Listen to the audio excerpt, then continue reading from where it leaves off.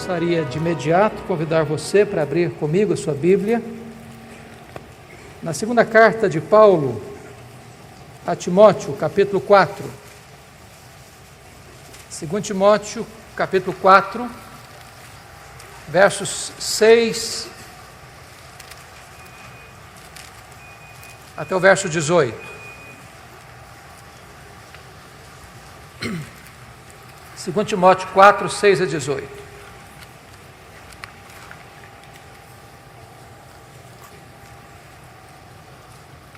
É importante entender que esta é a última carta que Paulo escreve.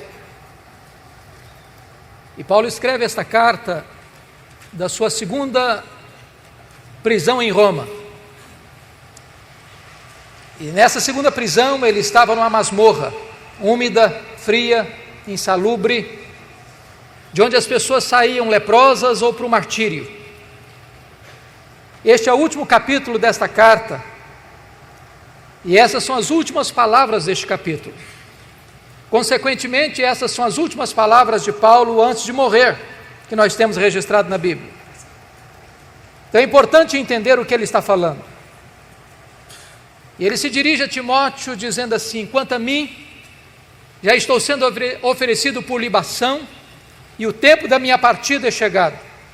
Combati o bom combate, completei a carreira, guardei a fé.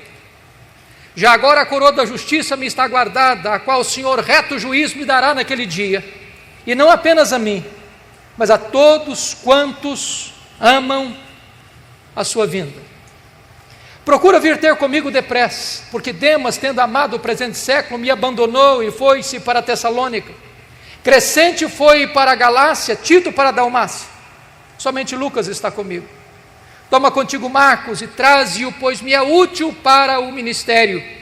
Quanto a Tíquico, mandei-o até Éfeso. Quando vieres, traze contigo a capa que deixei em Trode, na casa de Carpo, bem como os livros, especialmente os pergaminhos. Alexandre o latueiro causou-me muitos males. O Senhor lhe dará paga segundo as suas obras. Tu guarda-te também dele, porque resistiu fortemente às nossas palavras. Na minha primeira defesa, ninguém foi a meu favor. Antes todos me abandonaram. Que isso não lhe seja posto em conta. Mas o Senhor me assistiu e me revestiu de forças, para que por meu intermédio a pregação fosse plenamente cumprida e todos os gentios a ouvissem. E fui libertado da boca do leão. O Senhor me livrará de toda obra maligna, me levará salvo para o seu reino celestial. A Ele, glória pelos séculos dos séculos. Amém. Eu quero pedir permissão a você para voltar apenas a esse texto, só voltar a esse texto, na conclusão da minha fala. Eu gostaria de apresentar aos meus irmãos e irmãs nesta noite o apóstolo Paulo. Quem foi este homem? Que morreu pobre, velho, abandonado, tirado de uma masmorra para o patíbulo. Quem foi este homem? Certamente o maior apóstolo, maior missionário, maior teólogo, maior plantador de igrejas da história do cristianismo. Quem foi este homem? Quem foi este homem que, apesar de morrer pobre, velho, cheio de cicatrizes, possivelmente degolado, mas que é mais influente do que todos os Césares de Roma juntos? Quem é este homem? Que ainda exerce poderosa influência, pela graça de Deus, na sua e na minha vida, até hoje. Eu gostaria de apresentar a vocês, nesta noite, o apóstolo Paulo. A primeira informação que nós temos acerca dele está em Filipenses capítulo 3, versículos 5 e 6, quando diz que ele foi circuncidado ao 8º dia, da linhagem de Israel, da tribo de Benjamim, hebreu de hebreus, quanto à lei fariseu, quanto ao zelo perseguidor da igreja. Ele era um judeu puro sangue.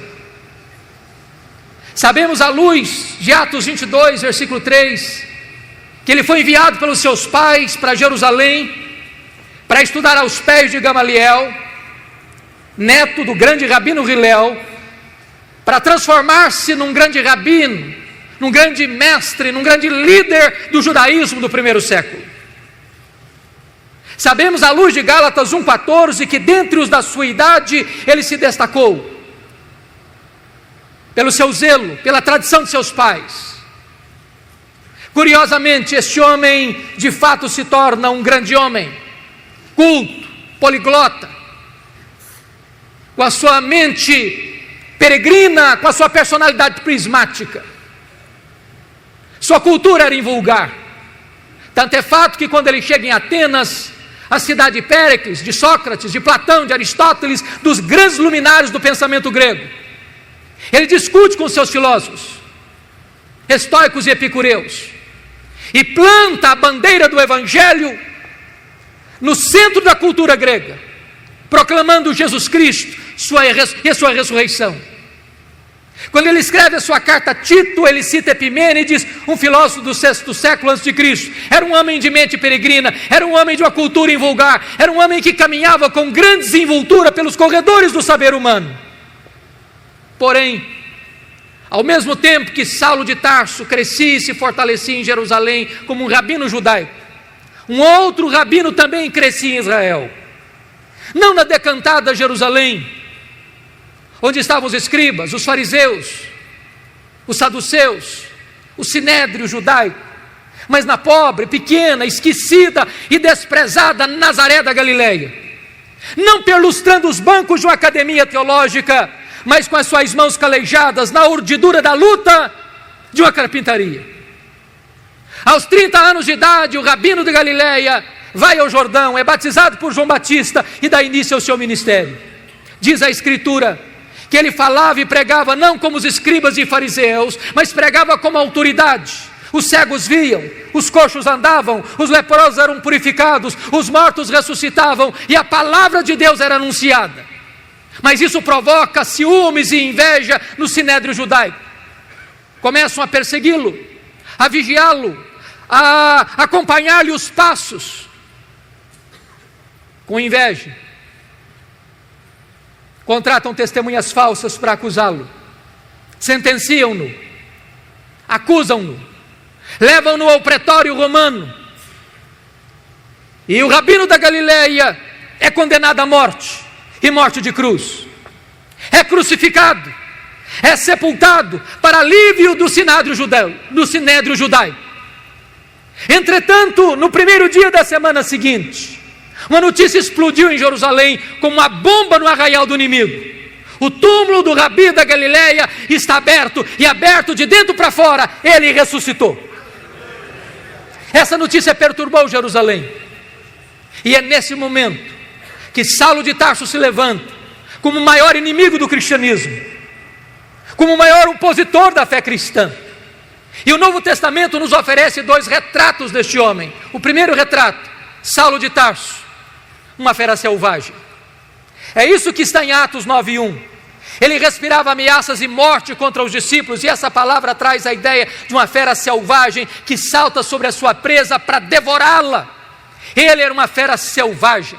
Senão, vejamos 1 Timóteo 1,13, ele se define como blasfemo, perseguidor e insolente. 1 Coríntios 15:9, ele se define como o menor dos apóstolos. Nem direito tinha ele de ser chamado apóstolo, segundo ele, porque perseguiu a igreja de Deus. Atos dos Apóstolos, capítulo 8, versículo 3, diz que ele assolava a igreja de Deus. Gálatas 1,13 diz que ele devastava a igreja de Deus. Mas Atos 9:21 diz que ele não apenas assolava e devastava a igreja de Deus, ele exterminava os discípulos de Jesus em Jerusalém. E exterminar não é prender, exterminar não é bater, exterminar é matar. Saulo era um assassino, Saulo era um homem perverso, era um homem sanguinário, era uma fera selvagem. Senão, vejamos, Atos 22, versículo 4 diz que ele perseguiu a religião do caminho até a morte. Ele não perseguia apenas os crentes, ele perseguia a religião dos crentes, ele perseguia o caminho. Mas lemos em Atos 26, versículo 9, que ele entendia que devia fazer muitas coisas contra o nome de Jesus. Ele não perseguia apenas os crentes, ele não perseguia apenas a religião dos crentes, ele perseguia o Deus dos crentes, ele perseguia Jesus. Mas Atos 26, versículo 10, diz que ele encerrou não alguns, não poucos, mas muitos dos santos em prisões. E contra esses muitos santos, dava o seu voto quando os matavam. Ele não mandou matar apenas Estevão, ele mandou matar muita gente em Jerusalém. Ele era uma fera selvagem, ele era um homem sanguinário.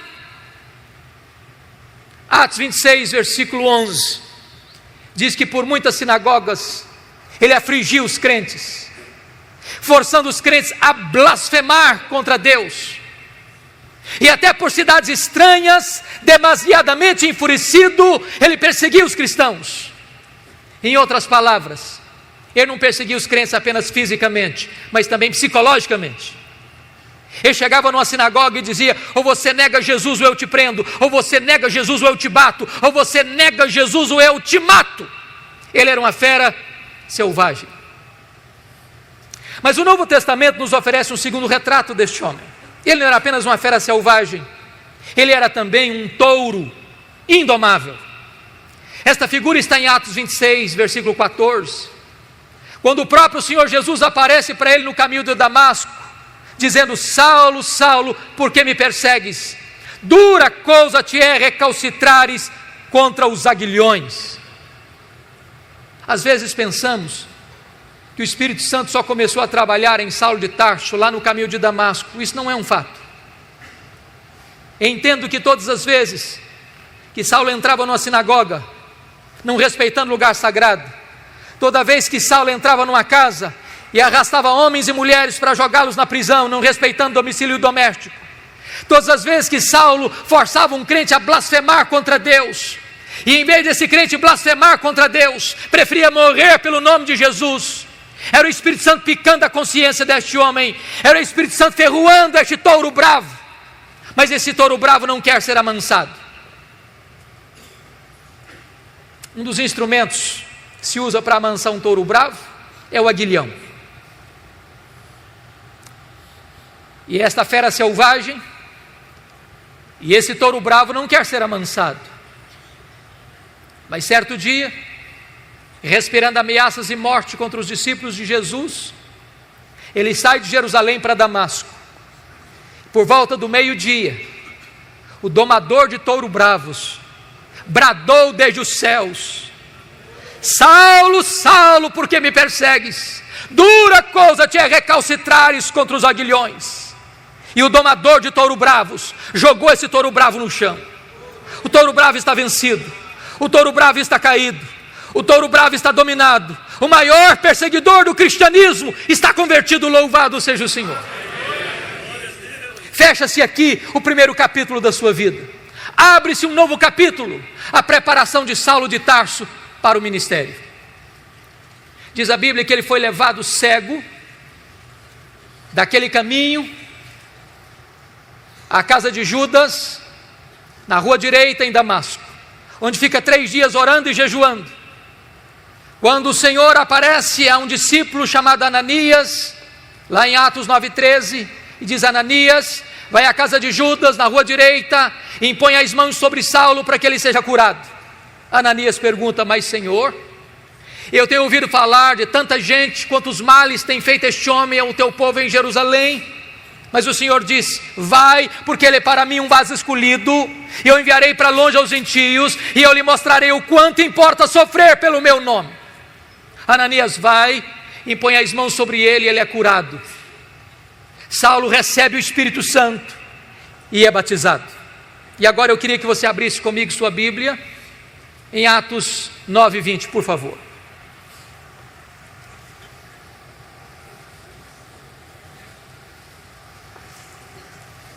Logo depois que ele foi curado, logo depois que ele recebeu o Espírito Santo, logo depois que ele foi batizado, diz a Bíblia que ele começa a pregar nas sinagogas em Damasco, afirmando que Jesus é o Filho de Deus. Agora olhe comigo Atos 9, 22, por favor. Saulo mais e mais se fortalecia, confundindo os judeus, demonstrando que Jesus é o Cristo. E eu pergunto a você, há alguma diferença entre o que acontece no verso 20 para o que acontece no verso 22?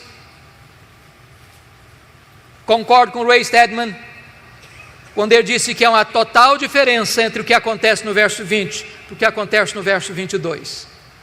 No verso 20 ele afirma que Jesus é o Filho de Deus, mas no verso 22 ele demonstra que Jesus é o Messias, é o Cristo. E demonstrar é provar uma tese, detalhada, meticulosa e exaustivamente. A grande pergunta é, quanto tempo há de intervalo entre o verso 20 para o verso 22? Atos não responde esta pergunta, mas a resposta está em Gálatas capítulo 1, versículos 15 a 17, diz que logo que ele foi convertido em Damasco, ele não subiu para Jerusalém onde estavam os apóstolos, nem consultou carne e sangue, mas o Senhor revelou-se a ele e nele ele partiu para a região da Arábia, e conforme Gálatas 1,18, 3 anos depois, ele retorna da Arábia para Damasco. A pergunta é, o que ele ficou fazendo 3 anos na Arábia? Possivelmente um seminário intensivo com o Senhor Jesus. A teologia que ele aprendeu, não a aprendeu de homem algum, numa academia. O próprio Senhor Jesus se revela a ele e nele. Certamente nesses 3 anos, ele releu o Antigo Testamento, e ele percebe uma coisa, aquele Jesus que ele perseguira, de fato era o Messias, o Cristo.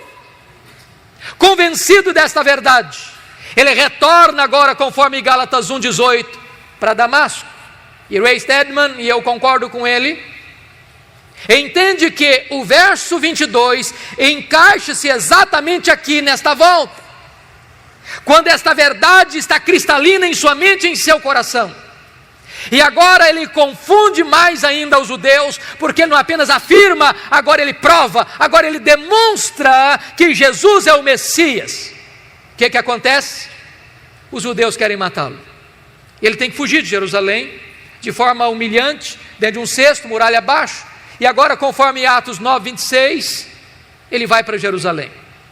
E eu queria aqui levantar uma tese, e a tese é esta: quando Saulo subiu para Jerusalém, penso eu, ele não estava ainda governado por uma verdade que marcou sua vida e seu ministério, a doutrina da nova aliança. Verdade essa que ele vai ensinar na sua segunda carta aos Coríntios, capítulo 2, a partir do capítulo 2, versículo 14, quando ele disse: graças porém a Deus, que em Cristo sempre nos conduz em triunfo, e por meio de nós manifesta a fragrância do seu conhecimento, tanto nos que são salvos como nos que se perdem. Para uns cheiro de vida para vida, para outros cheiro de morte para morte, mas quem porém é suficiente para essas coisas? A pergunta fica no ar no capítulo 2, 16, sem resposta. E a resposta vem no capítulo 3, a partir do versículo 4, quando ele diz: a nossa suficiência vem de Cristo. Quando Moisés desceu com as tábuas da lei do Sinai, o povo disse: tudo o que o Senhor falou, nós faremos. Pergunto eu, fizeram? Não, não fizeram. O que faltou a eles? Sinceridade. Não faltou-lhes poder. Se na velha aliança tudo dependia do homem, na nova aliança tudo depende de Deus. Portanto, a tese é: quando Saulo sobe para Jerusalém, ele sobe com uma ideia na mente. Qual a ideia? Eu sou o homem mais preparado, com melhor currículo, com melhor perfil, para ser o líder da igreja de Jerusalém. E ele tinha motivos para pensar isso, por algumas razões. Primeiro, todos os apóstolos de Jesus eram galileus. E em Jerusalém, na Judéia, os galileus eram recebidos com preconceito e desprezo. Tanto é fato que quando o Pentecoste aconteceu, o Espírito Santo foi derramado, as pessoas, ao olharem aquele fenômeno, olharam com ceticismo. O que quer isso dizer? outros com preconceito. São galileus, outros com zombaria, estão bêbados. Saulo deve ter pensado: esses galileus jamais poderão lograr êxito no centro nevrálgico da religião, que é Jerusalém. Segundo lugar, os apóstolos de Jesus eram homens iletrados, e Jerusalém era a capital intelectual da teologia. Lá estavam os doutores da lei, lá estavam os escribas, lá estavam os fariseus, lá estava o sinédrio. Saulo deve ter imaginado: eu tenho o melhor perfil, eu tenho o melhor currículo, eu tenho o melhor preparo, eu conheço Jerusalém, eu conheço os corredores eclesiásticos dessa cidade, eu conheço os intestinos dessa cidade, eu persegui a igreja aqui, eu fui criado aqui, eu tenho o melhor perfil para ser o grande líder da igreja. Confira comigo o que aconteceu. Atos 9:26, quando ele chega na igreja, os discípulos não acreditaram na conversão dele. Pensaram que ele estava blefando, pensaram que ele estava sabotando a fé cristã e bateram a porta da igreja na cara dele. Nem recebido ele foi. Mas Atos 9:27 diz que Barnabé o acolheu, o apresentou aos apóstolos, eles o receberam e ele começou a falar e a discutir com os helenistas, entrando e saindo. E de repente os helenistas resolvem matá-lo. E quando os discípulos escutam isso, chegam para Saulo e dizem: Saulo, você não pode ser nosso pastor, você tem que ir embora da nossa igreja. Eu estou me dirigindo a alguns pastores aqui, e vocês sabem que não é fácil para um pastor querer ficar numa igreja, e os membros da igreja não quererem que ele fique na igreja. Não é fácil para um pastor estar convencido de que ele deve permanecer, e os membros estão convencidos que ele deve sair. Sabe o que aconteceu com Saulo? Ele não foi embora. Mas não era apenas os membros da igreja que queriam que ele fosse embora, não. Deus mandou ele embora. Confira comigo Atos 22, versículo 17. O próprio Deus apareceu para ele numa visão, enquanto ele orava, e disse: vai embora de Jerusalém, porque eles não vão te ouvir. Irmão, ser mandado embora da igreja pelo conselho da igreja é uma coisa, ser mandado embora da igreja pela assembleia da igreja é uma coisa, mas ser mandado embora da igreja pelo próprio Deus, parece que não resta outra opção. Sabe o que Saulo fez? Ele não foi embora. Não foi. Veja comigo o versículo 18 de Atos 22, porque ele começa a discutir com Deus, ele começa a razoar com Deus, ele começa a ponderar com Deus, diz: mas Senhor, eu persegui a igreja aqui, quando matou Estevão, tua testemunha estava presente, consentia nisso, até guardei as vestes daqueles que o apedrejaram. Sabe o que ele está dizendo para Deus? Deus, o Senhor vai cometer um grande erro estratégico me tirando, eu sou o cara, eu tenho o melhor currículo, eu tenho o melhor perfil, o Senhor não pode fazer isso. Sabe o que aconteceu? Deus não mudou de ideia, foi Saulo quem teve que mudar e mudar-se. Deus diz: vai. Sabe o que aconteceu com ele? Ele não foi. Volta comigo, por favor, para Atos 9:30. Diz que os discípulos se reuniram e levaram-no até Cesareia. Preste atenção que ele não foi, ele foi levado, ele não saiu, saíram com ele. Ele saiu de Jerusalém como Ló saiu de Sodoma a reboque. E de Cesareia mandaram-no para onde mesmo? Para Tarso. Onde era Tarso? A cidade que ele nasceu. Sabe o que Deus está dizendo para esse cara que pensa que é insubstituível?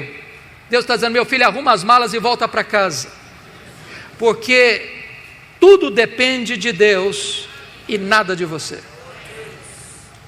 Mas o pior não havia acontecido.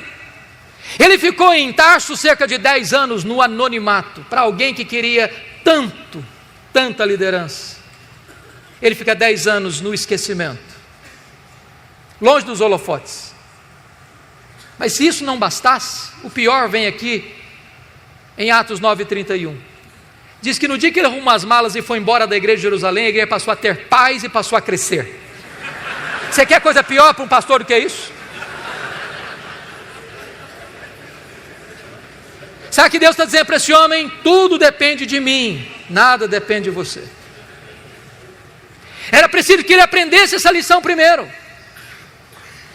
Diz a Bíblia que muito tempo depois acontece um avivamento em Antioquia da Síria, a terceira maior cidade do mundo, E a igreja de Jerusalém manda para lá o seu melhor pastor, Barnabé. E Barnabé, ao chegar ali, vê a graça de Deus prosperando, se alegra com isso, lembrou-se de Saulo, foi atrás dele, o buscou. E durante um ano eles ensinaram a palavra de Deus em Antioquia. Estando a igreja orando e jejuando, o Espírito Santo apareceu e disse: separai-me agora a Barnabé e a Saulo para a obra que os tenho chamado. Preste atenção a quem Deus chamou. Não foi Saulo e Barnabé, foi Barnabé e Saulo. Já foi reserva alguma vez? Já ficou na sombra de alguém alguma vez?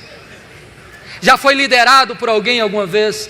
Saulo não era o líder, ele era liderado. Ele tinha que aprender essa verdade: tudo depende de Deus, nada depende de mim. Eles saíram para a primeira viagem missionária e foram para a ilha de Chipre e chegaram em Pafos.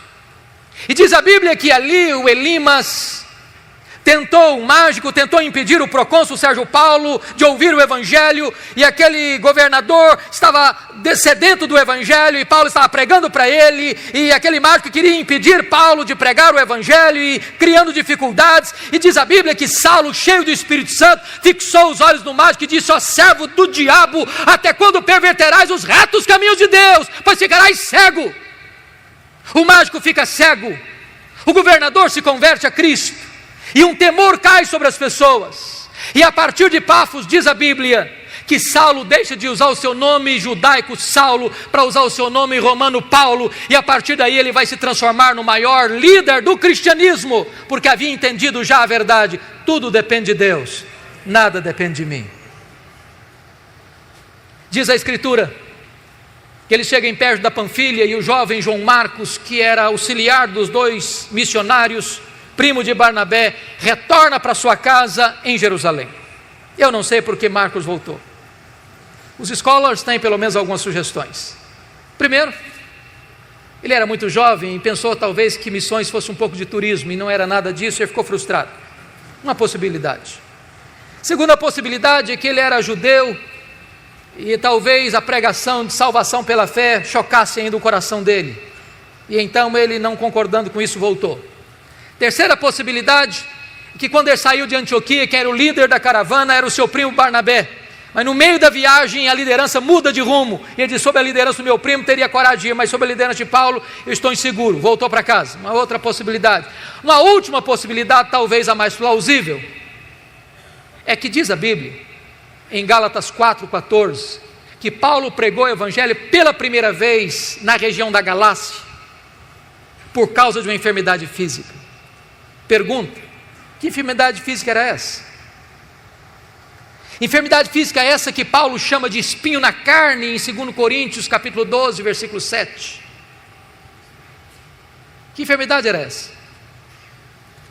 Muitos estudiosos entendem que aquela região de Perge da Panfilha, uma região alagadiça, sujeita a muitas enfermidades endêmicas, como malária, que Paulo teria contraído uma doença assim. Isso provocava uma dor de cabeça alucinante, afetando inclusive a sua visão. Tanto é fato que Paulo precisava às vezes de usar um amanuense para escrever, um secretário para escrever, às vezes pegava a pena para fazer a conclusão: veja com que grandes letras eu vos escrevo. Quando ele estava diante do Sinédrio em Jerusalém, o chefe daquela sessão manda bater em Paulo, e Paulo o chama de parede branqueada, talvez porque via tudo lusco-fusco, não sei. O certo é que talvez João Marcos tenha voltado para casa porque pensou: eu não quero ficar doente, muito moço, eu vou voltar para a casa da minha mãe. Certo é que, por causa dessa enfermidade física, Paulo deixa a região pantanosa de perto da Panfilha e sobe as montanhas do Cáucaso e vai plantar igrejas naquela região de Antioquia, da Pisídia, Listra, Icônio e Derbe, com lutas, com lágrimas, com sangue, mas deixa igrejas estabelecidas e liderança firmada. E agora ele retorna da primeira viagem, conforme Atos 14, 27, confira comigo. Reúne a igreja enviadora e relata quantas coisas fizera Deus, e como Deus abrira a porta da fé aos gentios. Nota de rodapé: há espaço para se testemunhar as vitórias de Deus na obra missionária na igreja. Não há espaço, entretanto, para projeção humana na igreja. Não relataram eles quantas coisas fizeram eles, mas quantas coisas fizera Deus. Nós somos apenas os instrumentos, quem faz a obra é o próprio Deus. Mas percebam uma coisa, amados, quando a obra de Deus avança, a oposição surge. Porque logo em Atos 15:1, diz que quando alguns membros da seita dos fariseus ouviram isso, que os gentios estavam se convertendo, e apenas pela fé em Cristo eles estavam sendo recebidos, eles desceram de Jerusalém para Antioquia e começaram a dizer para os crentes neófitos gentios: se vocês não guardarem a lei de Moisés, se vocês não se circuncidarem, vocês não poderão ser salvos. Ora, isso é perversão da verdade, isso é perversão do Evangelho, isso é agregar alguma coisa a mais ao sacrifício de Cristo, isso é dizer que só a fé em Cristo não é suficiente para a salvação. A teologia não está boa, e quando a teologia não está boa, quanto mais se prega, pior fica. É necessário que a igreja se apegue à verdade, que a igreja volte à verdade, que a igreja proclame a verdade, porque pregar uma heresia torna a situação mais grave e pior do que antes. Por isso a igreja não podia avançar na obra missionária sem primeiro fazer uma correção de rota. Convocaram um concílio em Jerusalém, os presbíteros, os apóstolos se reuniram. Ali falou Pedro, ali falou Paulo, ali falou Barnabé, ali dirigiu Tiago, e aquele concílio toma uma decisão, escreve a decisão, nomeia uma comissão, envia as igrejas para que as igrejas fossem informadas, mostrando que só a fé em Cristo é suficiente para a salvação. Teologia boa, é hora de voltar para a obra missionária. É importante dizer que de Antioquia Paulo escreve possivelmente sua primeira carta, a carta aos Gálatas, para denunciar a influência terrível e devastadora desses judaizantes na igreja. Agora olha comigo, por favor, Atos 15, versículos 36 a 41. Diz o texto que Paulo chega para Barnabé e diz: Barnabé, vamos voltar para a segunda viagem missionária? Barnabé diz: vamos, Paulo. Só um detalhe: meu primo João Marcos, que nos abandonou lá em perto da Panfilha, quer voltar de novo. Diz a Bíblia que Paulo disse: eu não acho justo levarmos aquele que nos abandonou desde perto da Panfilha. Comigo ele não vai. Ele não serve para ser meu companheiro de viagem. Eu não quero na minha companhia. Barnabé tentou constranger Paulo a receber e aceitar João Marcos, mas Paulo foi irredutível. Comigo ele não vai. Diz a Bíblia que houve tal desavença entre Paulo e Barnabé por causa de João Marcos, que eles não puderam caminhar juntos mais. Então, Paulo pegou Silas, profeta da igreja de Jerusalém. Barnabé continuou investindo em João Marcos, seu primo. Nota de rodapé: os líderes não deveriam brigar, mas às vezes brigam. Os líderes não deveriam ter desavenças, mas às vezes têm. Mas até quando os líderes brigam e têm desavença, o plano de Deus não pode ser frustrado. Porque agora, em vez de uma caravana, nós temos duas. E a obra de Deus se espalha. O livro de Atos passa pelo relato de Paulo e Silas, e eles querem ir para a Ásia, e eles são impedidos pelo Espírito de Deus. E Paulo escuta uma voz de um varão macedônio: passa Macedônia e ajuda-nos. E ele entra na Macedônia, ele entra no Ocidente. Louvado seja Deus, porque a obra missionária inclina-se para nós. Preste atenção nisso. Deus dá a direção, mas Paulo escolhe os melhores métodos. Se você perceber, Paulo só se fixa em cidades estratégicas. Filipos era a colônia romana. Tessalônica era a capital da Macedônia. Bereia, importante cidade da região. Atenas, capital intelectual do mundo. Corinto, capital da Caia. O que ele está nos ensinando? Estratégias missionárias. Vamos plantar uma igreja? Vamos. Em que cidade? Vamos comprar um terreno para construir um templo? Vamos. Em que bairro? Em que rua? Que terreno vamos comprar? Porque às vezes nós compramos o pior terreno, da rua mais escondida, do bairro mais distante, da cidade de mais difícil acesso, e ficamos 40 anos com uma congregação. Há poucos dias um seminarista me disse que ele trabalha numa congregação presbiteriana que tem 120 anos como congregação, nunca foi organizada igreja. Se nós plantássemos igrejas estratégicas podem influenciar a sua micro-região, e é isso que Paulo está nos ensinando. Mas quando você faz a obra de Deus, pela direção de Deus e pela melhor metodologia, não significa que você vai ter vida fácil. Paulo foi preso e açoitado em Filipos, Paulo foi escorraçado em Tessalônica, Paulo foi enxotado de Bereia, Paulo foi chamado de tagarela em Atenas e foi chamado de impostor em Corinto.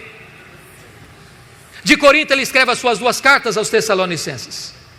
Ele fica ali 18 meses e estabelece a obra de Deus naquela região. Dali ele sai para Éfeso na sua 3ª viagem missionária. Éfeso era a capital da Ásia Menor, uma cidade cosmopolita de mais de 300 mil habitantes na época, onde ficava o templo de Diana, 8 vezes maior do que o Partenon. Cidade eivada de idolatria, porque os nichos do templo de Diana era o fator que aquecia o comércio da cidade. Era uma cidade marcada pela feitiçaria, pelo ocultismo. E diz a Bíblia que em 3 anos que Paulo fica ali, a idolatria declina, a feitiçaria entra em colapso, as pessoas vão se convertendo, confessando publicamente as suas obras, queimando seus livros de ocultismo em praça pública, e a palavra de Deus prevalece em Éfeso. E nos 3 anos que Paulo passa ali, ele influencia toda a Ásia Menor. Quando você lê o relato das igrejas do Apocalipse, Éfeso, Esmirna, Pérgamo, Tiatira, Sardes, Filadélfia e Laodiceia, essas igrejas tiveram um profundo impacto do ministério de Paulo nesses 3 anos em Éfeso, e passa a ser a igreja mais estratégica do Novo Testamento, porque na verdade Paulo manda para lá 2 cartas, as 2 cartas a Timóteo, quando era pastor de Éfeso. O apóstolo João escreve seu evangelho, suas 3 cartas da cidade de Éfeso, e aquela igreja influencia o mundo. De Éfeso, Paulo escreve as suas 2 cartas à igreja de Corinto, e agora está saindo de Éfeso para ir para Jerusalém, porque conforme Gálatas 2:10, ele tinha assumido um compromisso de ir para os gentios, mas não se esquecer dos pobres. Conforme Atos 18:2, quando na época de Cláudio, os judeus foram expulsos de Roma e muita gente estava passando necessidades, e Paulo está levando uma oferta para os crentes judeus, colhido das igrejas gentílicas.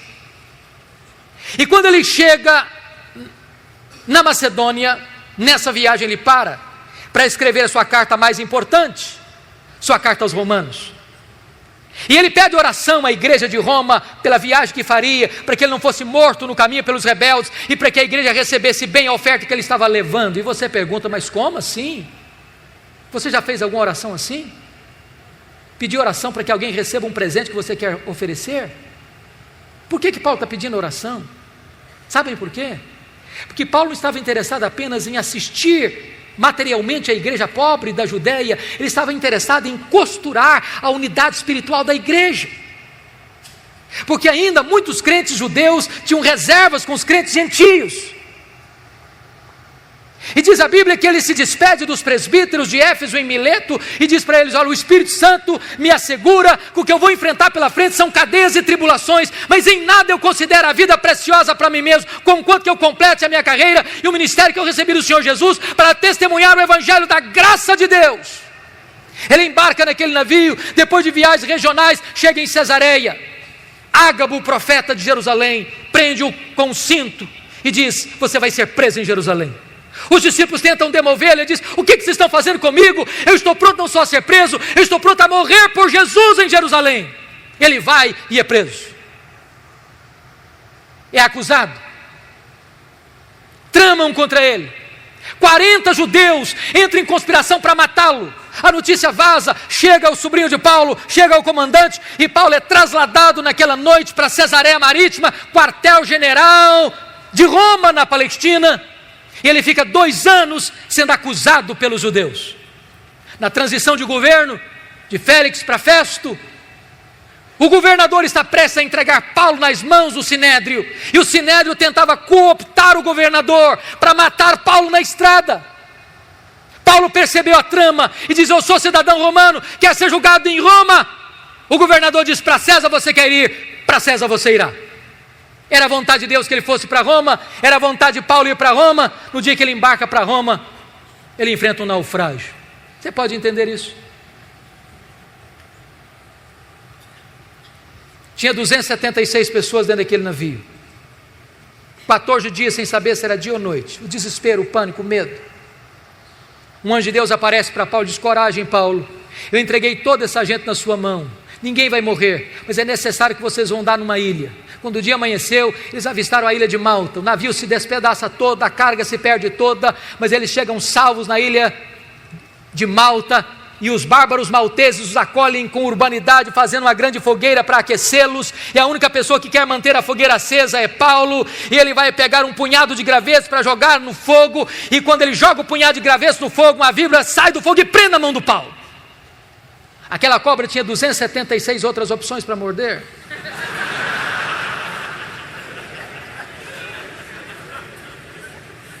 E quando os malteses viram a cena, gritaram: é um assassino, tenta se livrar do mar, a justiça não o deixa viver, vai cair, vai inchar, vai morrer. Não caiu, não inchou, não morreu, mudaram de opinião, é um Deus. Não é nem um assassino, nem um Deus, é o servo do Deus vivo. Na verdade não foi a tempestade que levou Saulo para a ilha de Malta, foi a mão da providência divina. Quando você pensa que a sua vida está à deriva, quando você pensa que a sua vida está de ponta cabeça, na verdade, Deus está no controle e Ele está trabalhando a seu favor para que todas as coisas cooperem para o seu bem, você que ama Deus.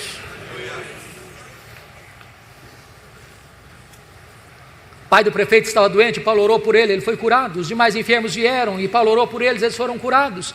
E depois dos 3 meses de rigoroso inverno, enviaram Paulo para Roma. E ele chega em Roma.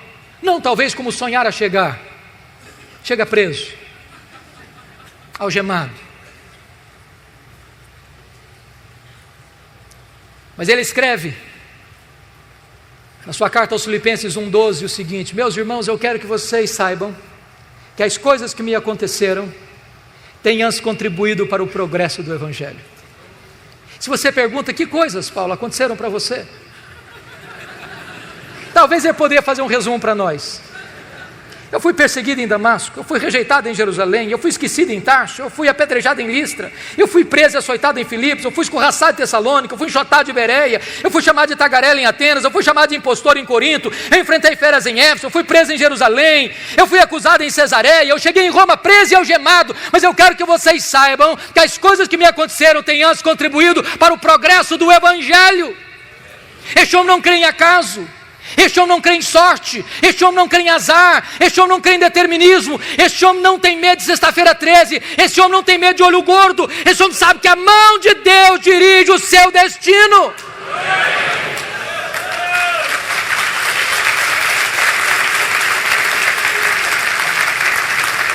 Porque ele estava preso em Jerusalém, diz a Bíblia, que a igreja foi mais encorajada a pregar. Aliás, Ray Stedman disse uma coisa interessantíssima. Ele disse que um dos melhores métodos e mais eficazes métodos de levar a igreja ao crescimento, eu pessoalmente não gosto dele, é botar os pastores na cadeia. Se os pastores forem presos, a igreja se levantará.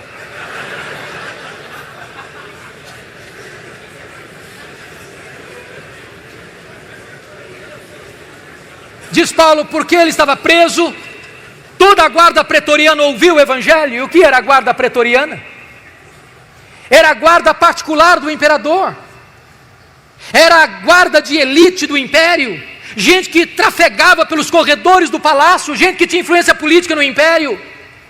E durante 3 turnos por dia, um soldado era algemado a Paulo durante 2 anos. E o que Paulo fazia? Evangelho neles, evangelho neles, evangelho neles, evangelho neles, evangelho neles. Depois de 2 anos, toda a guarda pretoriana estava evangelizada e os demais membros do palácio.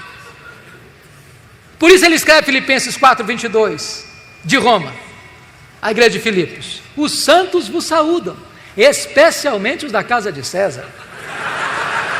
Nero não sabia de uma coisa, mas Deus o havia constituído em presidente das missões estrangeiras do império, porque havia colocado lá dentro do palácio o maior missionário da igreja e colocado diante dele o seu público. Quando as pessoas pensam que estão destruindo a igreja, só podem promover a igreja, porque a igreja de Deus é indestrutível. Porque Paulo estava preso e não podia visitar as igrejas. O que ele fez? Ele começou a escrever cartas. Carta aos Efésios, Filipenses, Colossenses, Filemon, as cartas da primeira prisão. Já parou para pensar nisso? Se Paulo estivesse solto, talvez nós não teríamos estas joias na nossa Bíblia. Quando você pensa que as coisas estão difíceis demais ou complicadas demais, a mão da providência de Deus está agindo. Como disse William Cowper, por trás de cada providência carrancuda, esconde-se uma face sorridente. Desta primeira prisão, Paulo orou para sair, pediu para sair e saiu de fato.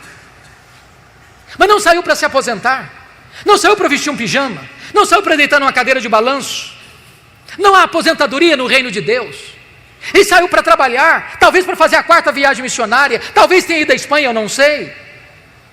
Mas ele passou e deixou Tito em Creta, ele passou e deixou Timóteo em Éfeso, ele percorreu até Nicópolis. Ele está fazendo a obra de Deus, e nesse interregno ele escreve mais 2 cartas, 1 Timóteo e Tito. Só que a política do mundo está mudando. Desde que Nero subiu ao poder em 54, com 17 anos de idade, aqui a situação parecia sombria para os cristãos. 10 anos depois, 9 de julho de 64, segundo alguns historiadores, o próprio imperador Nero pôs fogo na capital do império e subiu para o alto da torre de Mecenas, vestido de ator, assistindo o espetáculo das chamas, 7 noites, 6 dias de incêndio. Quando acabou o incêndio, dos 14 bairros de Roma, 10 deles tinham sido devastados.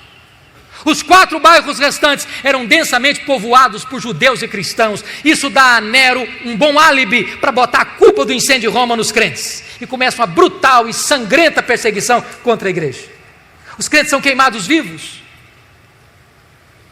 Mais tarde são jogados nas arenas, enrolados em peles de animais, para os cães morderem, para os touros pisarem, para os leões esfaimados da Líbia devorarem. Mas quanto mais sangue era derramado, mais a igreja crescia. Paulo está solto nesse tempo, procurado e caçado como o maior líder do cristianismo, até que põe a mão em Paulo de novo, talvez em Troade, na casa de Carpo. E agora ele é levado não mais para uma prisão domiciliar, é levado para uma masmorra, úmida, fria, insalubre, de onde as pessoas saíam leprosas, ou para o martírio. É desta prisão que ele escreve a sua última carta, 2 Timóteo. E agora eu peço que você abra no texto lido, para que nós encerremos. A grande pergunta é: como é que esse homem se sente? Eu fico pensando que se a vida de Paulo fosse analisada pelas lentes da teologia da prosperidade, ele seria um fracasso total.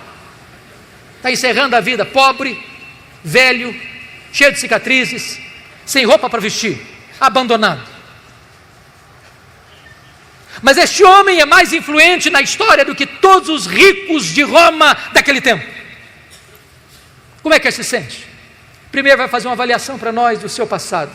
Olha comigo o versículo 7. Combati o bom combate, completei a carreira, guardei a fé. Ele diz: a minha vida não foi amenidade não, foi luta. E eu não parei a obra no meio do caminho, eu não desisti da obra não, eu completei a carreira. Eu não negociei a verdade, eu não prostituí o meu ministério, eu não vendi minha consciência, eu guardei a fé.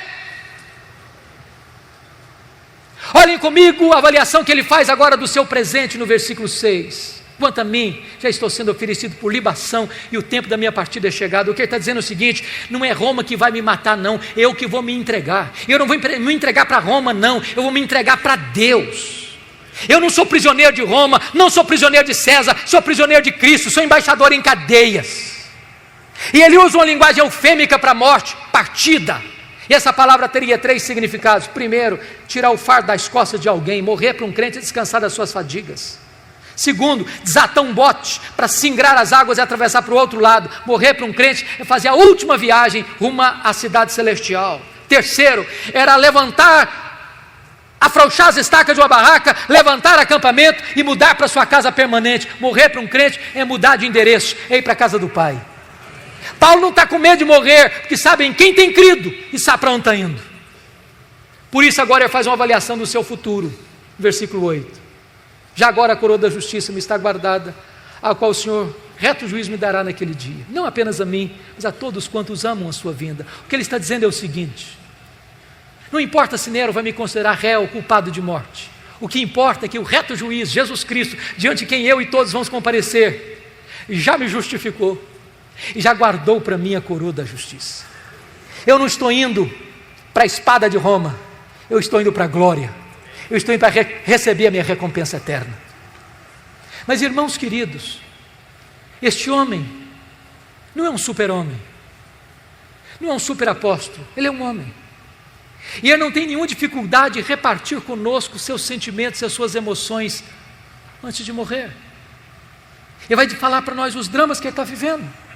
E o primeiro drama que este homem enfrenta é o drama da solidão. Olha comigo o versículo 9. Procura vir ter comigo depressa. Olha o versículo 21. Venha, meu filho, mas venha antes do inverno. Olha o versículo 11. Quando você vier, filho, traz Marcos com você. Ele me é útil para o ministério. E eu amo esse versículo, porque eu o comparo com Atos 15, 36 a 41, e um dia Paulo disse: comigo ele não vai, ele não serve para andar comigo. E no final da vida Paulo diz: traz esse menino, eu quero ele pertinho de mim, eu quero encostar minha cabeça no peito dele antes de morrer. Nunca é tarde para nós restaurarmos relacionamentos feridos. Não é fácil chegar no final da vida e sentir solidão, não é fácil. Segunda coisa que Paulo está dizendo para nós é que ele enfrentou o drama do abandono. Olha comigo o versículo 10. Porque Demas, tendo amado o presente século, me abandonou. Meus irmãos, não é fácil ser abandonado no final da vida. Não é fácil ser abandonado na hora que você mais precisa de ajuda. Não é fácil ser abandonado por aquelas pessoas em quem você investiu tanto, e agora, na hora que você mais precisa de um companheirismo, de um apoio, essas pessoas te deixam no meio do caminho. Não é fácil lidar com isso, e Paulo está lidando. Terceiro lugar, olha comigo por favor, Paulo está enfrentando o drama da traição. Olha o versículo 14. Alexandre o latueiro causou-me muitos males. Dizem os historiadores que foi este homem que delatou Paulo, culminando na sua segunda prisão e no seu consequente martírio. É gente que apunhala pelas costas, é gente que puxa o tapete, é gente que celebra quando você chora, é gente que ri quando você está angustiado, é gente que pensa que a vitória dele é o seu fracasso. Paulo está lidando com traição. Não é fácil ser traído, não é fácil. Mas olha comigo o versículo 15, porque Alexandre não resistiu apenas ao pregador, resistiu também à pregação. Tu, Timóteo, guarda-te dele, porque resistiu fortemente às nossas palavras. Quarto lugar, Paulo está enfrentando o drama das privações. Olha o versículo 13 comigo. Ele enfrenta 3 privações. Ele precisa de gente. Deixa eu dizer uma coisa para você: gente precisa de Deus, mas gente precisa de gente. Ele está precisando de gente, fazer companhia para ele. Segundo, ele está pedindo: quando você vier, meu filho, traz os meus livros, especialmente os pergaminhos. Sabe o que me impressiona em Paulo? Que ele sabe que vai morrer e quer estudar. Tem gente que passa a vida inteira e não estuda nada, e quer alimentar sua mente com a verdade de Deus. Em terceiro lugar, ele está enfrentando privações físicas. O inverno está chegando, o versículo 1 está dizendo aí. O inverno em Roma chega a temperaturas abaixo de 0. E dentro de uma masmorra é mais frio lá dentro que lá fora. E uma pessoa velha sente mais frio do que uma pessoa nova.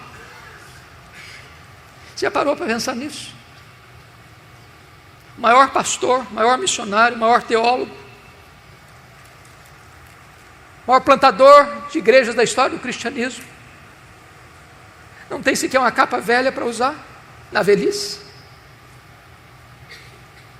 Quantas vezes você e eu reclamamos da vida, tendo casa para morar, tendo carro para andar, tendo comida sobre a mesa, tendo roupa quente para vestir.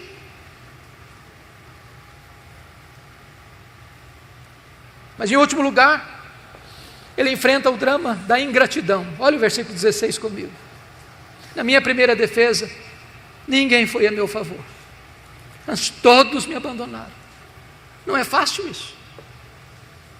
Ele plantou igrejas na província da Galácia, da Macedônia, da Caia, da Ásia Menor, de Jerusalém ao Ilírico, levou centenas, milhares de pessoas a Cristo. Na hora que ele precisa de alguém para estar lá naquela audiência, para falar a favor dele, não aparece ninguém.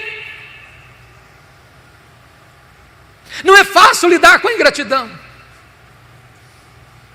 Mas bendito seja Deus pelo verso 17, quando Paulo diz: mas o Senhor me assistiu e me revestiu de forças, para que por meu intermédio a pregação fosse plenamente cumprida e todos os gentios ouvissem. Eu fui libertado da boca do leão. O Senhor me guardará de toda obra maligna e me levará salvo para o seu reino celestial. Eu quero dizer para você, meu irmão, minha irmã, pode faltar a você o apoio dos homens, mas não lhe faltará o apoio de Deus. Pode faltar a você o apoio da terra, mas não lhe faltará o apoio do céu. Eu termino aqui dizendo o seguinte: quis Deus que a última cena da vida de Paulo não estivesse registrada na Bíblia, mas na minha mente esta cena está registrada, e eu gostaria de partilhar com vocês aquilo que eu vislumbro dessa cena. Houve um dia, um carcereiro rude e insensível recebeu em sua mesa um pedaço de couro, talvez de pergaminho, contendo o nome de um prisioneiro que deveria ser morto naquele dia.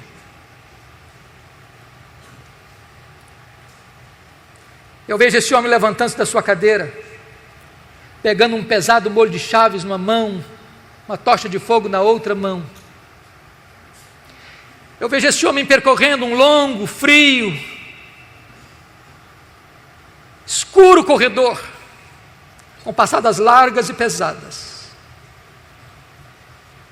Eu vejo esse homem abrindo uma porta de ferro pesada e entrando para aquela masmorra escura, com a facho de fogo na mão, e gritando: prisioneiro Paulo, prisioneiro Paulo, prisioneiro Paulo. E lá do fundo da masmorra o velho responde: sou eu estou aqui. Ele é acorrentado,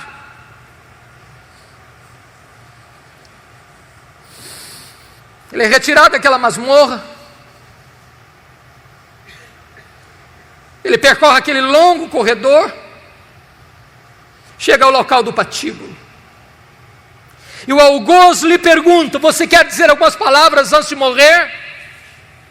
Talvez pensando que Paulo fosse expor a sua dor, a sua mágoa, a sua revolta. E o velho apóstolo responde: eu quero.